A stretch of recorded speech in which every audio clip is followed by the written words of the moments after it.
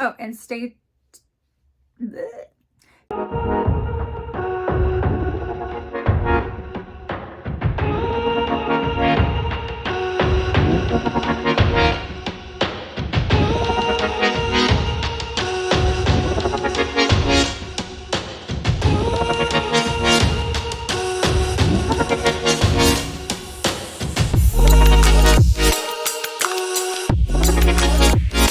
All right, guys, well, welcome back. I'm sorry I wasn't on for a few days because the kids were home and we had different VBSs going on in the morning, the evening, during the summer.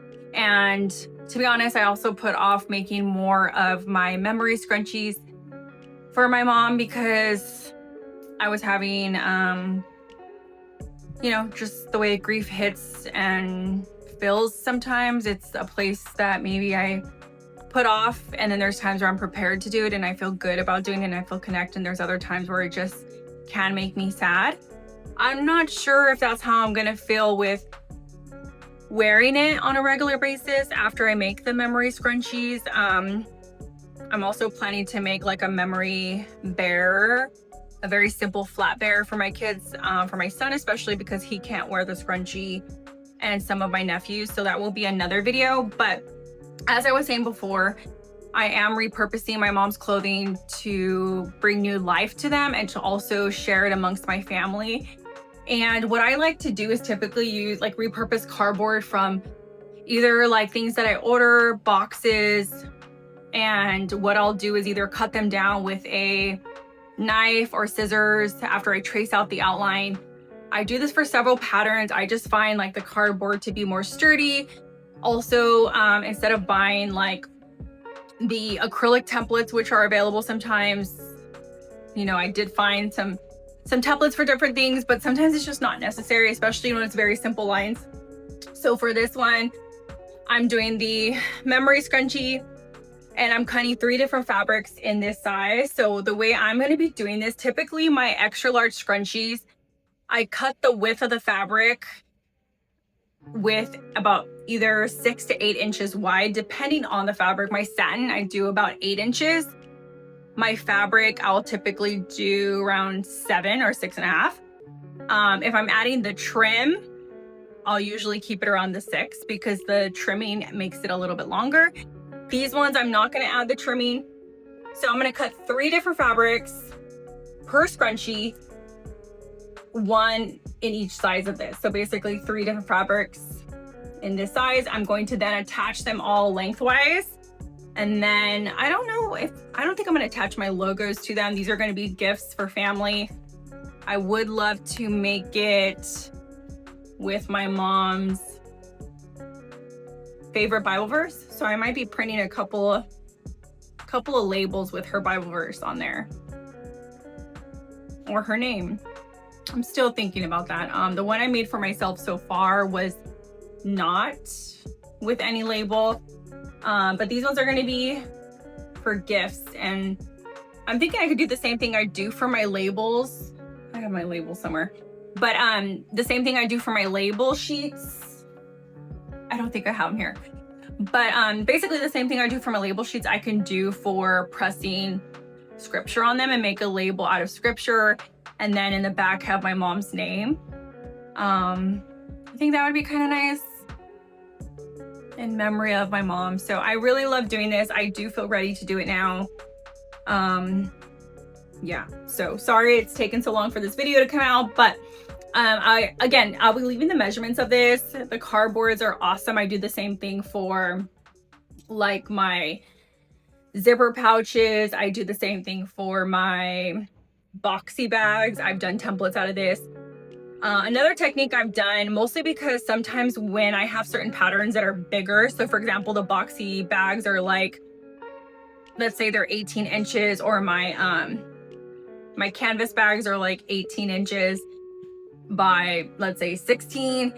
Then what happens is when I print it, it's just too much paper piecing. I know some people sew the papers together to make your patterns attach quicker. Some people tape them. I just find it not to last as long. And I find with the cardboards, especially when I'm making up my own pattern, to be super useful and helpful. And then I just put the name of it, how many I cut of it, and then okay, I wanted to show you real quickly what I'm doing. So my mom really loved very comfy pajamas that were basically 100% cotton. When she was diagnosed with cancer, she really moved towards getting away from any synthetic fabric or materials for everything. And one of the things she loved was really comfy pajamas. She had a ton of them. So I thought this round I would use her pajamas. I mean, definitely within the last couple years, she was definitely home more. She was usually somebody who liked to be out and about, but as things progressed, especially the last 6 months to a year, she was home and wanted to be more comfortable. And I remember her getting these comfy pajamas, and they're all in very beautiful like floral colors. So what I'm gonna do is, they've already been washed, but I'm going to iron them. And then I believe because they're very thin cotton, I think I'm going to put some fusible lightweight interfacing to just see if that kind of improves the texture. That depends on how I like how it looks after it's ironed. But I wanted to show you guys that because this will be cut into three of these, and I'm gonna do as many as I can get out of them.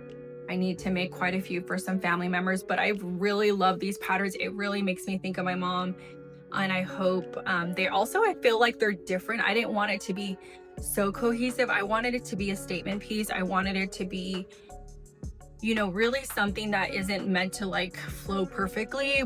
But if you know my mom, you knew that she loved these types of comfy things, and this really was hers and something that I seen her in. I also think it might be useful to say that if the interfacing works, I'll show you one with it and one without it, because I feel like either way I would still love it. I feel the thing I'm considering the interfacing is because it will make it last longer. Yeah, that's what I'm assuming it will be needed for, especially when like these fabrics are super lightweight, like super thin cotton, and very beautiful. So you could see it here, guys. It's like a purpley with some mint green. They all have a bit of like green in them, which I think is tying them together. This one is like a orangish mauve color with some pink and some green. And then this is like the beautiful green with the little bits of purple, which is tying up the purple here. And then obviously it's green and a little bit of like that light cream white. Yeah, so that's what it is. So I hope, yeah, I hope they come out good. Also, the tip here is I've been sewing for, let's say, about 10 years now. I do not like to iron. I've never been a person who loves to iron their fabric. I tend to have loved working with knits in the past, a lot of knits for my kids' clothing, which has a lot of stretch to it. I've decided recently, I actually really like cottons as well, and learning how to iron them really does make a difference. And I heard somebody say on a YouTube video, and I'll find out who it is, so I'll link her video, that says sewing is like 90% ironing. Okay, so in this case, I am ironing these one time before I even decide to cut them, because like a lot of cotton fabric and most fabrics, when you wash them, they're very wrinkly. So even if I use the template, it will be hard to get an accurate cut, and I want it to be pretty accurate. So I'm going to now iron them.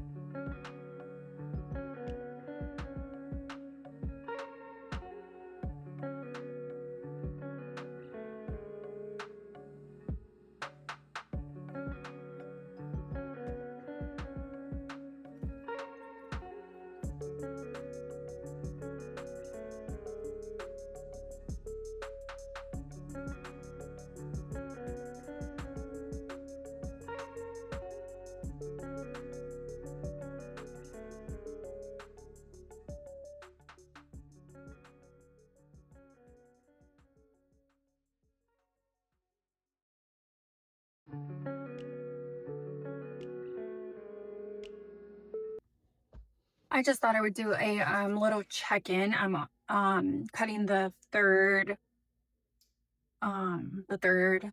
pajama to go in the set, and I'm feeling good. If you've ever lost a loved one, it feels almost like a beautiful thing, but it almost feels like, you know, why am I cutting into this? Um yeah, so I feel good, but this is kind of like why it's taken me so long.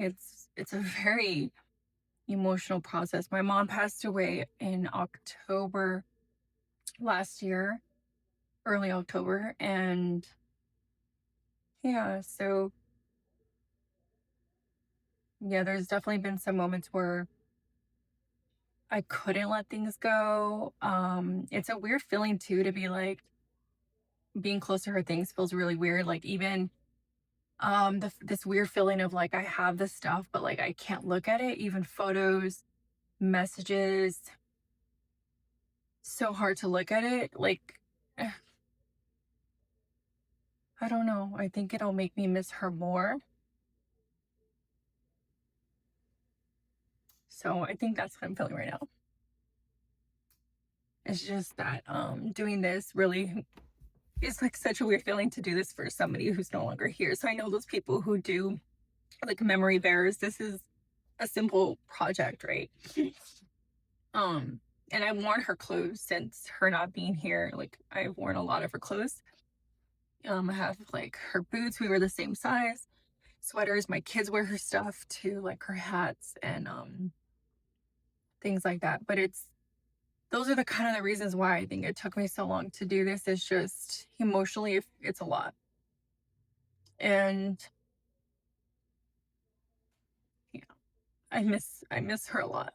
And I don't know why I didn't expect to cry, but I wanted to just kind of check in and say like I'm feeling good. But I think just talking about the reason why I've been putting this off makes it remind me like what those feelings are that I'm trying to work through. And if you've, lost anyone, I want to say like you're not alone. And I know there's never going to be a day that I wish she wasn't here. I know I'm always going to miss her. Um and it's weird because people talk about like I have 3 kids and I talk about like when I miss her, but like there's moments where I'm doing good and then my kids are like, "Mom, I feel like crying because I miss mom." They called her mom because she's not here, and she was really their only local grandparent. Um and really now like my kids lost a really involved grandparent. And so it feels so heartbreaking for them that I feel for them. Um, because it's something that like you don't just feel one time. I think you feel it at every like life event, every circumstance. Like I think about like, oh, my mom would be the one watching my kids and I don't have that anymore. And so if you're in a similar situation where you're missing somebody, I know the moments of like missing them continuously at like so many different moments, so many different scenarios, so many different reasons. I will say that this also does feel therapeutic because sometimes I feel like I try to avoid feeling this way. Like tomorrow is my aunt's birthday, which is my mom's sister, and I'm going to spend it with her. And I'm so, so grateful and thankful to have her in my life. She's like the closest thing I have to my mom other than my Nana, which is my mom's mom, who misses my mom very much, of course. And it's no matter what age, you never want to lose a child, especially to cancer. It's kind of like a slow grieving process for so many years before, months before, weeks before. Um, so I'm gonna be spending it with time with them and the day with them, but I'm making one of these for my aunt and making one of these for my sisters. And actually two of my sisters. One of them lives out of state, the other one's local, but I'm gonna be making one for each of them. Anyways, I just didn't expect to share all that, but that's really why I've been putting this off. And and it's okay. Like, that's the whole point of starting the business, knowing that it's okay to take time for myself. It's okay to take time to heal and to grieve and to check in with myself if I'm not ready to do something like this. But okay, I'm gonna get back to cutting the last fabric. But yeah, thank you guys for listening.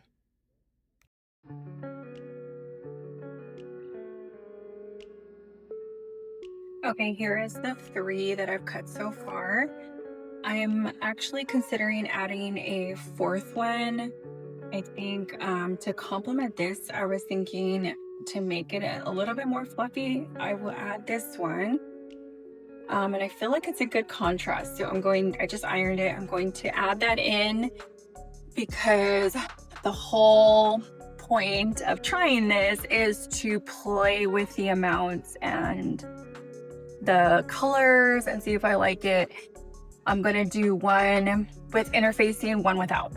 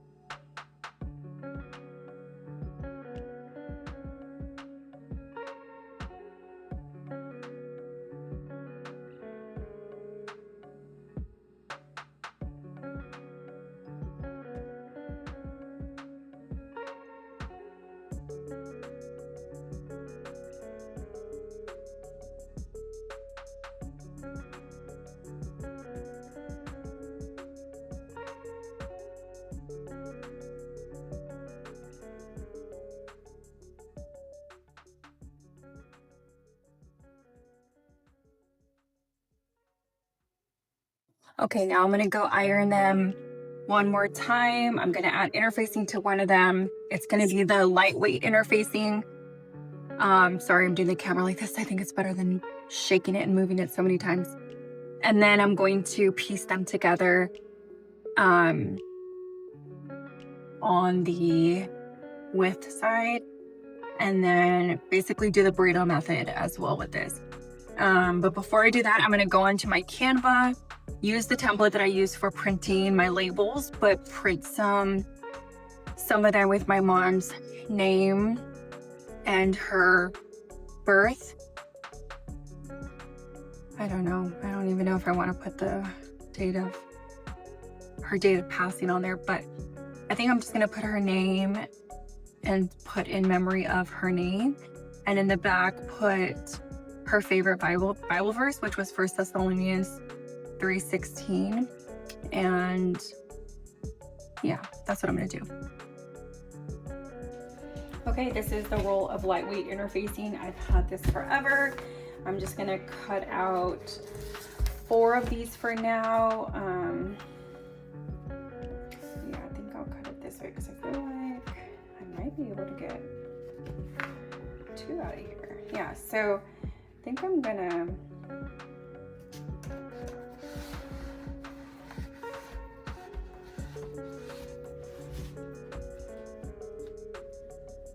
cut it lengthwise because I can get 2 out of there. And it doesn't have to be perfect. Technically, I could probably even cut it shorter. So I'm just gonna follow the lines. You want your interfacing.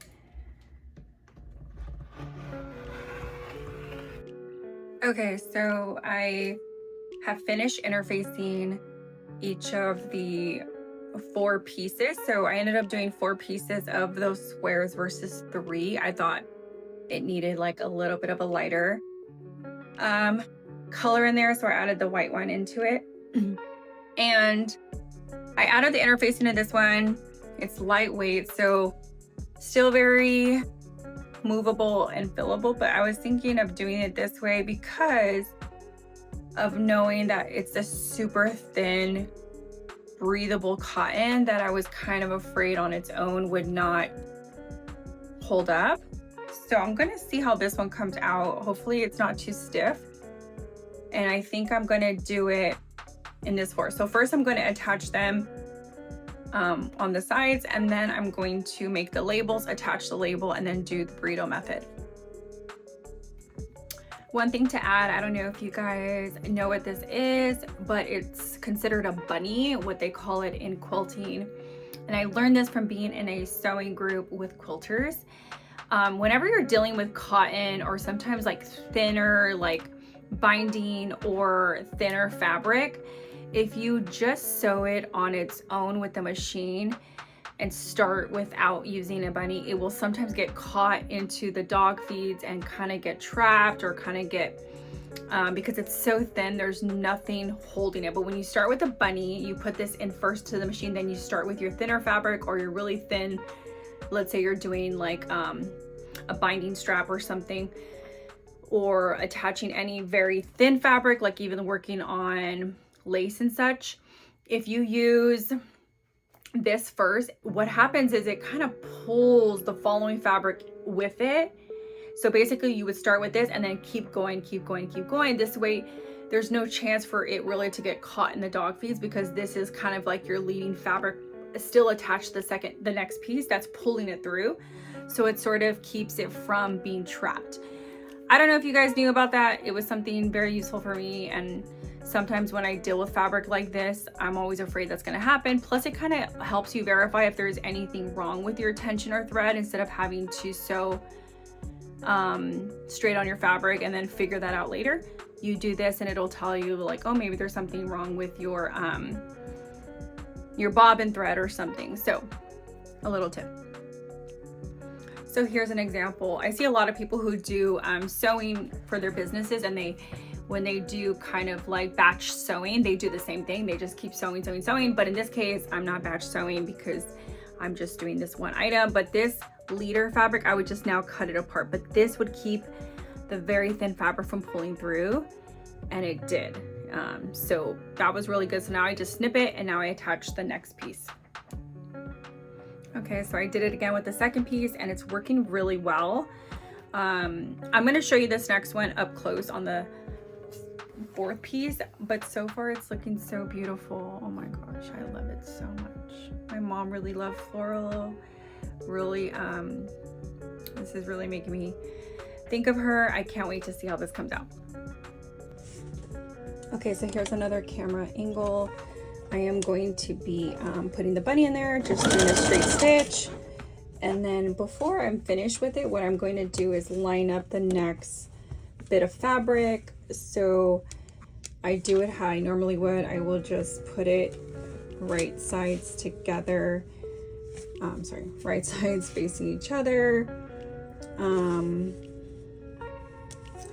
you'll see, because it's very thin, this fabric would definitely get caught in the dog feed. So, and I didn't do the interfacing all the way to the end, because a lot of times when you do that, it becomes like a funny seam, and I didn't want a really thick seam, so I'm doing it this way. So then now, as this is getting ready to finish, I will basically just continue on here. I'll make sure I backstitch. I do a long backstitch on the thin fabric, and then at the end,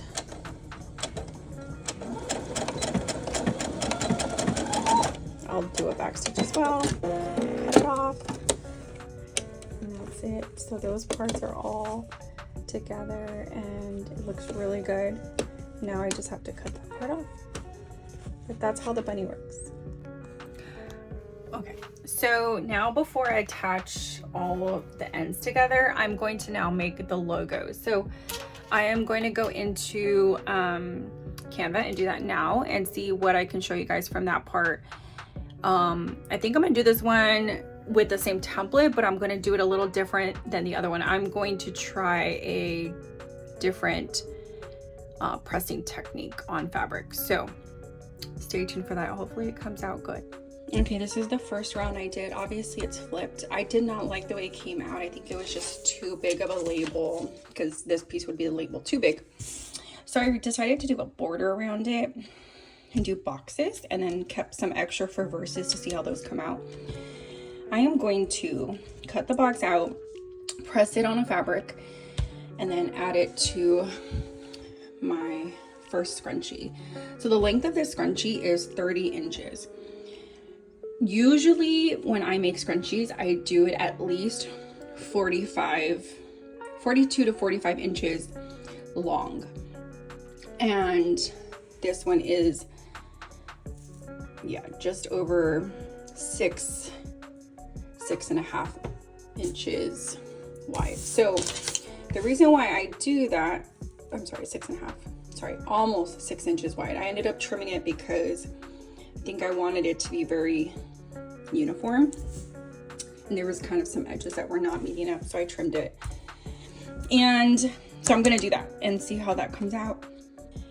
Okay, and this is the first one, and I made a mistake in the past where I used my mat when I was doing a sublimation press, and it came through on the fabric, so this one did not come out good.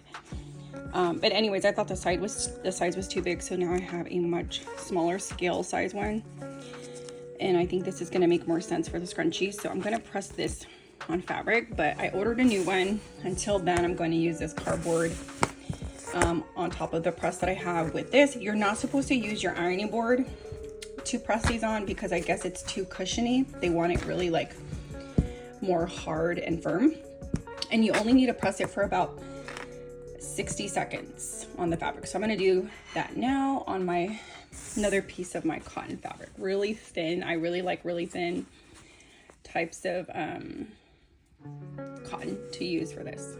Okay, so I pre-ironed my fabric. I cut just a little piece since I'm just doing one piece. Usually when I do a whole sheet, it's different. I'm going to put that here. You use no steam on your iron, hard surface, a Teflon sheet or the protecting sheet that it comes with, and you hold it down for 60 seconds. Let's see how it comes out.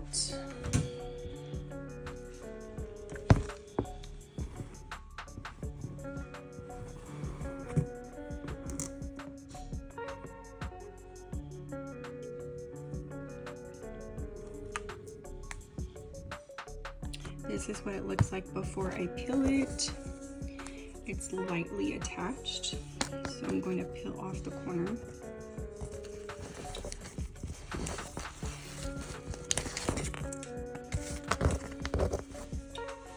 And it has the verse there: rejoice and pray and give thanks in memory of Veronica Press. I really like it. I'm gonna trim it now and see how to attach it. Okay, so now I'm at the machine. I am going to do what I normally do, which is attach it right at the tip of the fabric. And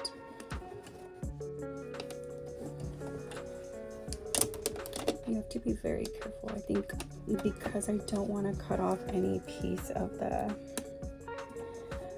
name. It's going to be very close.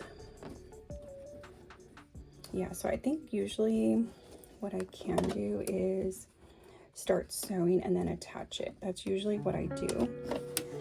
So I think I'm gonna do that.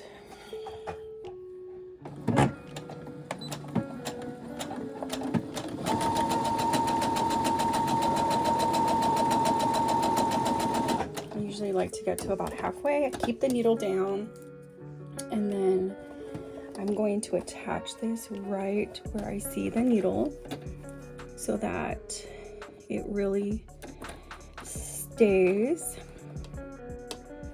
where I want it to stay. So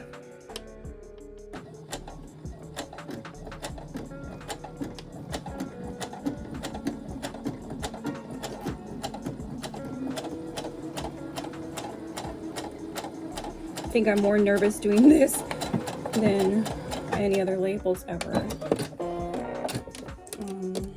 Moment of truth. Came out great. Oh, you can't see. It came out great.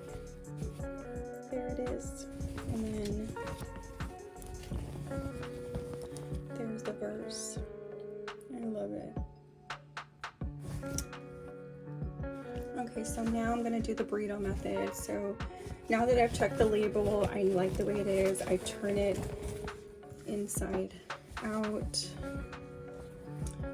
Because there's so many seams, I don't need to do any of this. Actually, what I'll typically do is press out the seams so that they're flat and opened up. This kind of just helps to make it less bulky and thick at these areas. And sometimes when it's thinner, that's okay. You can just turn it on its side if it ends up being too thick. But splitting the seams is good. So that takes some time. So I don't have a seam roller. Like again, those were one of the things I didn't think I believed in or needed, but then as time progressed, I was like, oh, I could see how that's more helpful. And so I started adding those things in. I ordered one actually recently, so hopefully that helps make this a little easier.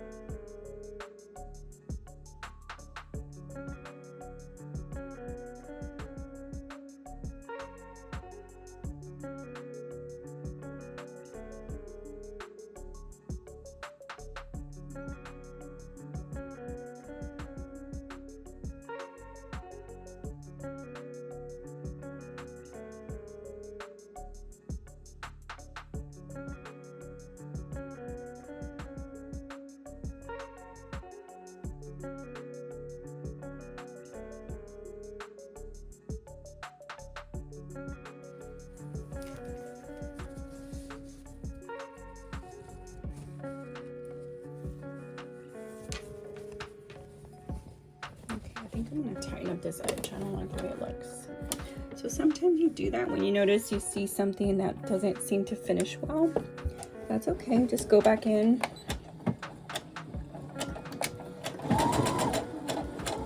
And finish it.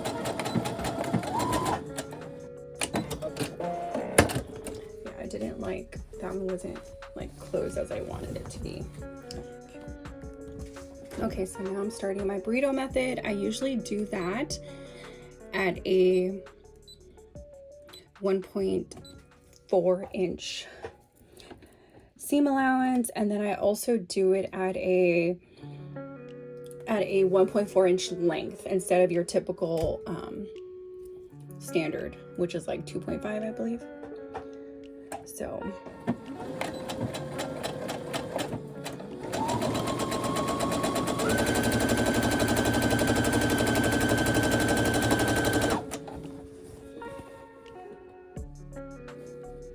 you just want to make sure they line up.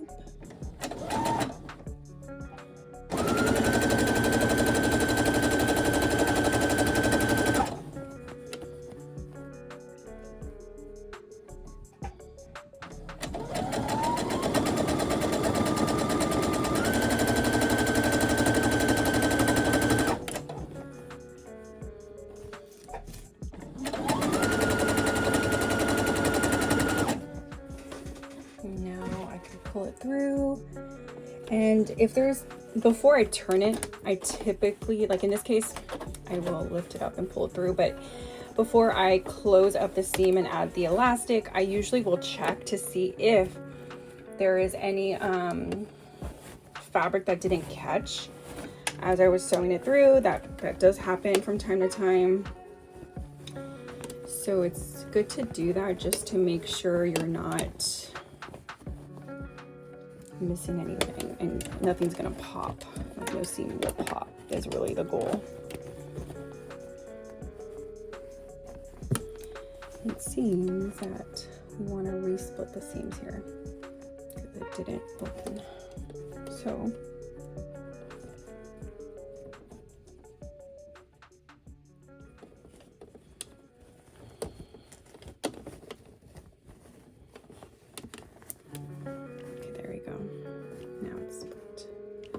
I just think it gives it a bit of a cleaner finish.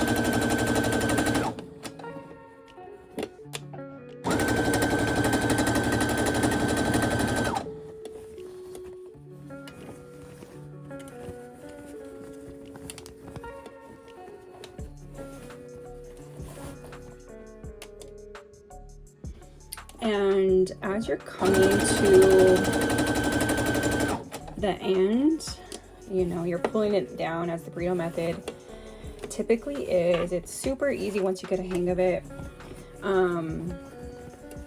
But when you get to the end, you're obviously going to leave it a little, leave it open to fit your elastic and to fix things. I typically like to leave at least like 1.5 inches before I close it.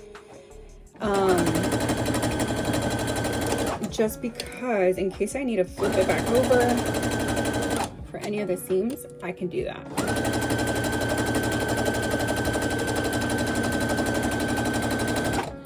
So I've ended it, I started it here, so I'm going to stop right before I think the seam.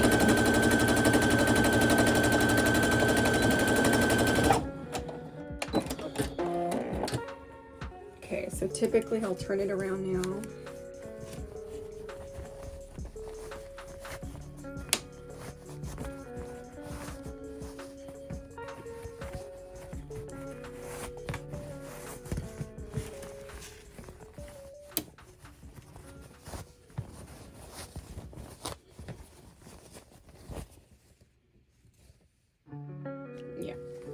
So right here is my open seam, so this is where I'll end up closing it. So I left it a bit open, but I'll usually fold it in and close that after I know I like it. But this is it so far.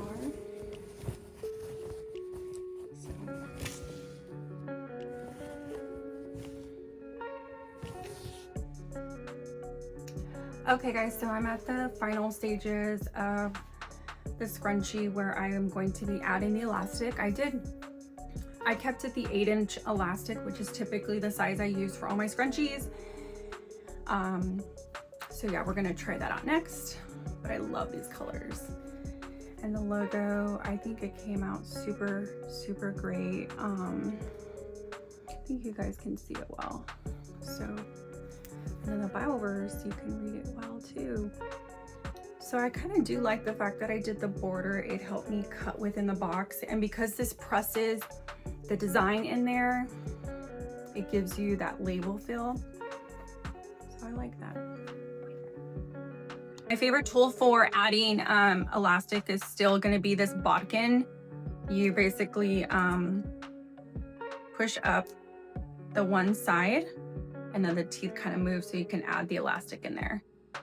And then you just put the elastic inside the teeth, hold it, close it, and then you use this end to push through. You hold on to this end still as you're going through. Just gonna now find the hole, which you can lose sometimes as you're getting things done. So yeah.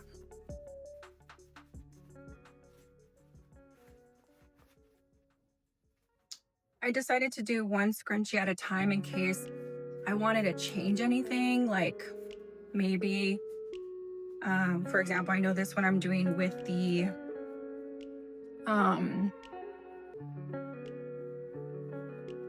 interfacing, but I'm not sure if I'm gonna like it. See, like I'm already in love. I love this so much and it's not even done.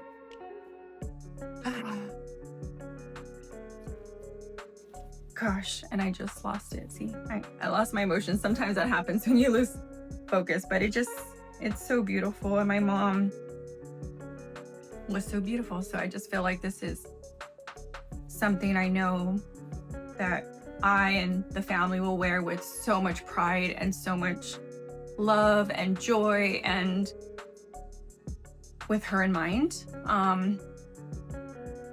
Yeah, it's just still hard though, nonetheless, to do this. And the fact that I'm doing this, I mean, I was talking to my aunt earlier, and it's like, you know, my mom always gave me a lot of her clothes, her shoes, and you know, whether she didn't fit in it anymore or she didn't I don't know, she didn't like it, or sometimes she would buy double of something. And I love her style. It was different than mine, but still her style was beautiful and classic. She was a young mom, so I have years of her wearing like work suits, and I would be like, oh, I want to wear that. I can't wait to have that. And I do have a lot of that, but it's still very hard. What I was gonna say is that my aunt was like checking it on me, and I was like, yeah, it's been really emotional to go through her clothes and figure out what I'm going to repurpose it for or make scrunchies. And it kind of feels more of like an emotional thing versus when I wear her clothes, it feels fine. So I don't know if it's the idea of cutting through something, changing something, knowing why I'm changing it. Because when I wear her clothes, I don't think it's felt this way as I'm feeling repurposing, cutting through her clothes and then putting it back together. I don't know. Has anyone experienced that? I know a lot of people hire other people to do these kind of things versus them doing it, like, memory blankets, memory bears. And I've done that, but it's just different. I feel like coming up, we're closer to a year mark since my mom's passed, and it feels like harder. It feels harder right now than it did maybe 3 months ago. Or maybe it just comes in waves. I don't know. And this is just, grief is not something I've had close experience with growing up or even in my adulthood. The closest thing we lost was my German Shepherd that actually my mom ended up loving and taking care of after I got married and had my first kid. She ended up keeping him as her baby. And, that loss was really hard for my kids, for myself, for my mom. So it's real interesting to be in this different place, but I haven't closed it, but look at how cute, guys. I really love it. And it just means so much. I know it's gonna mean so much to her. And I didn't expect this video to be so hard to film, so emotional, but also so beautiful because, like, I'm gonna cry again. I want to keep her memory alive, and I want others to get things that were hers and remember her. So I think this is a beautiful way to embody that. Sometimes it's hard, but when you get through it, it'll just make me stronger, and hopefully the next ones will be easy. And actually, I like it with the interfacing. I'm sorry, I'm gonna close this up, but I think the interfacing did a good job because I feel like it added sturdiness to it. And I love it that way. So yeah, oh my goodness, I love it so much. I don't know if it's clearer on that side or this side, but I'm gonna close it up now. Let's see. Sorry, what I meant by closing it up, I'm actually going to first, I got this from Taylor Rose. She's another YouTuber. She's on Instagram, and she's kind of started making scrunchies for her business. And she's also someone that I admire in business. She started young, she kept it going, she's grown her business. And I've watched a lot of her videos, and it's nice to see how she's grown. But I've also given her one of my children's books, which is Sabella Can Sew, as a gift to see if she liked it, and she really did. And then she kindly shared it on her Instagram that she liked it. But this goal of the book was also to encourage young kids to get started in some creativity, some crafting, I also have several other books, but a book about painting, a book about cooking, baking, photography, crocheting. That's my next book that's coming out. Callie can crochet, but on this point is to get back to it. I add this fabric tack to the, it's very easy to come off, but I don't know why it's not coming off. Okay. I usually have my daughter do this, but on all the scrunchies that I add, she does this too. And because I see a lot of people struggle in making scrunchies because of this piece of like adding sewing the elastic. I had to buy a whole bunch more of these because we make so many. I use a little dot of the glue, and my daughter will help me batch these when I'm making all the scrunchies, and I just clip it to hold it into place. And that's like the next step. And then usually after it dries for a little bit, then I batch sew across them. I do zigzag stitches, then I close it up on another batch of sewing. So that's that. I don't know. I think I really like this with the sturdiness of this. So we'll see. I'm gonna give it a couple of minutes, zigzag stitch this, and then close the scrunchie, and then gift it to my Thea. This first one is for my aunt, and I am going to make myself, my two sisters one, and my other aunt one. I think I have enough to make a few more. I have actually two other aunts that I really think I should make one for, and then my Nana, I'm gonna make her a headband. And I'm gonna do it with this kind of fabric, but make it more straight, like flat. And then underneath I'm gonna add the elastic so it'll be stretchy enough for her to put it on underneath the neck. But look at how beautiful this is. I can't get over it. I love this. I love you, Mom. Thank you guys for watching this, and I'll show you the next step, which will probably be when it's closed, because those are the last two steps I have to do.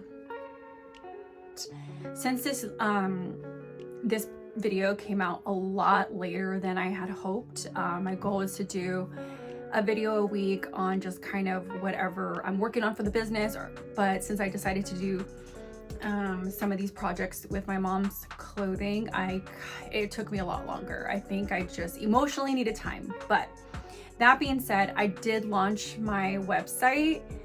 It's really a soft launch. I didn't really make a big fuss about it, but it launched the month of my mom's birthday, which was June. My birthday is June 25th. My mom's birthday was June 13th. And I thought it would just be a beautiful way to start officially my online presence business online, since my mom was my biggest supporter. She really loved the books I wrote and launched. She really supported all my fun and crazy ideas, and she was my #1 fan. She was the first one to comment on everything. She was the first one to be so proud of me, and I think purchase books for all the family. And I know she's still proud of me, and so I wanted it to do it on the month of our birthday as just a beautiful reminder of I can still do this. Doesn't have to be perfect, and by no means is my website exactly where I want it to be, but it is up, and if you guys want to check it out, feel free. I'm still loading a lot of different things, but my kids and I, my daughters mainly and I, they were a lot of my models, including my son, and they helped a lot of my desire to do this is to encourage them and to really put some positive energy behind why I'm launching a business. It's going to be growing in faith, with the faith I have. My mom had strong faith, but really with the faith that and journey that I've been through with the Lord has really been one of challenges at times, one of just needing to rebuild myself, remember that even though my mom's not here, I will see her again, and the memory of she would want me to keep my faith, she would want me to raise my kids, continue to go to church, continue to love and be kind and forgive and be closer to God. And for a little while it was a struggle, but I know that me doing this is just, and I want to find more ways to really glorify that aspect of the journey in grief and in growing a business, and even doing these YouTube videos. Like, I don't know, maybe one day it'll be something my kids can look back on when or if they're ready. Maybe it could be something that I reflect back on. I'm going on a tangent here, but if you're grieving or if you're going through a hard time yes, don't feel bad to get therapy. I've been in therapy for several years, long before my mom was diagnosed with cancer. I was already doing therapy for myself, with my own attachment wounds and kind of like my own just journey of healing and forgiveness. And as my mom got diagnosed with cancer, it really shifted to a different reason why I was in therapy, and it really allowed me to heal, understand, deal with the fear, deal with the grief early on, deal with the changes in life. And I'm so glad I have that. But I've also, started journaling and started being more present. So I do video journals a lot, and this is kind of a way that I'm doing this with my business. This is becoming like a journey of my business. By no means an expert, by no means, I'm sure I'm gonna get things wrong, say things wrong, but that's real life. And this is a journey of that. So I wanted to say thank you guys for checking out the video. Sorry for the late video, but feel free to check out the website. Let me know if you have any questions. I have been super excited to finish also my office. I don't know if I showed you guys, but there is my wall. And then I bought that from Michael's, but my kids have written on that. And then I have organized all my fabric and most of my crafts. And then this is still my art wall. A lot of these are either purchased, most of them are hand painted by my nieces, my cousins, family, or done with my daughters. And then this wall, I'm adding a shelf that's going to have all 7 of my children's books up there. And yeah, so this part's done. I already also finished my packing station, my ironing and pressing station, and then I also have a desk for other things. I have my cutting station. I guess I'll show that too real quick. Hopefully I can show it. But right here, and I don't know if this is helpful, but the behind the door like shoe rack, I use it for basically crafts supplies. So like I used to keep pencils here. I'll keep different things like extra tape, extra hot glue, glitter, pens, glue sticks, those kind of glue sticks. There's so many options. Oh, and then I have my Sharpie pens. But anyways, this is my cutting station right here. I just got that from IKEA, put that up. I love that it's pink. But those 2 stations are like right outside of each other. And then I have my other 2 stations, which I'll show you in a minute. Okay, so outside of my cutting room, I have this, which is this will be my pressing station. I haven't added my hat heat press and my other heat press. They're still in my garage, but I'm gonna add them here. These are all the book sleeves that I have to sew up. And then this is my ironing station. This is what I use for the label, but typically this is my ironing. This is my ironing station. There's my iron, the board. I had it here because I was doing the labels, so it's a little different. But this is the mat that I told you had the sublimation go on, so I'm not going to be reusing that. But those are the main 2 ones. I also have a Cricut station where I cut my paper to also make the bookmarks or stickers and things like that. So maybe I'll show you a few of the stickers that I made. Okay, and so even though I'm super crafty, I love doing a lot of crafty things. One thing that I've never been I never learned really, and never been super good at was a Cricut. So I never actually used one until recently. I really wanted to start making stickers or laminating my bookmarks, or like instead of cutting my bookmarks myself, I would use that, because right now I've been using the guillotine cutter and it just isn't the way I like it. I think it just makes a difference. So I have a few of those made, but this is the stickers that I made.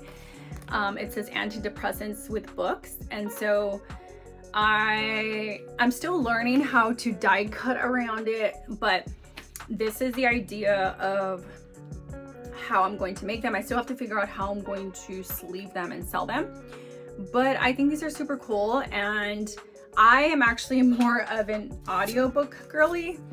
So I found this image.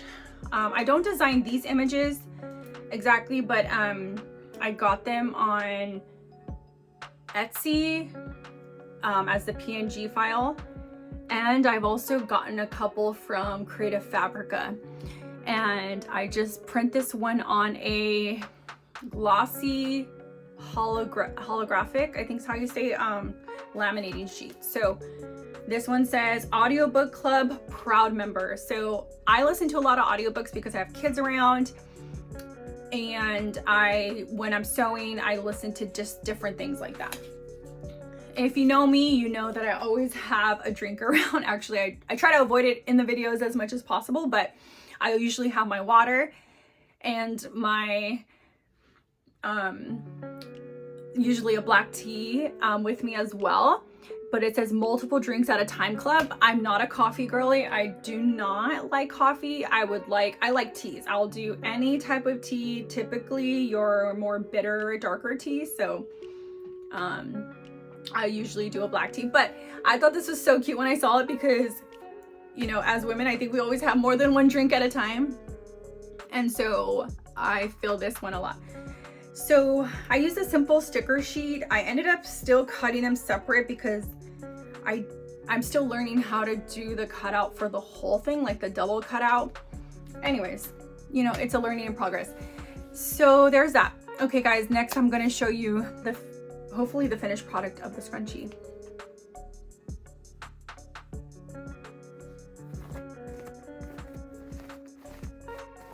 It's so beautiful, I love it. So there it is. It has great stretch, not too tight if you wear it on the arm. I will try it on. I typically will wear it like this. I don't know if you could really see the details or not, but it's beautiful. Trying it, looks great.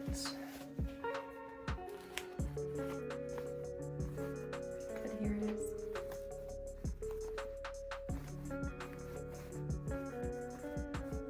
So beautiful.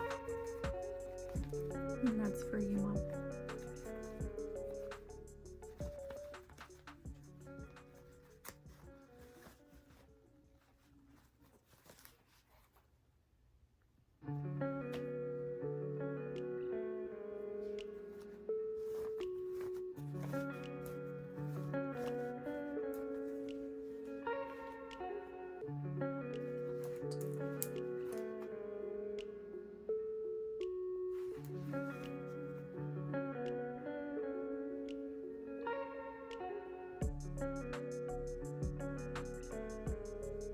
I think it's perfect.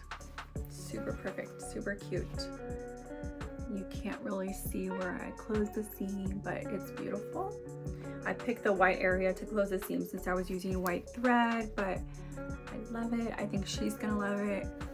Thank you guys, and I think I will do the next one in another video just to show you the difference.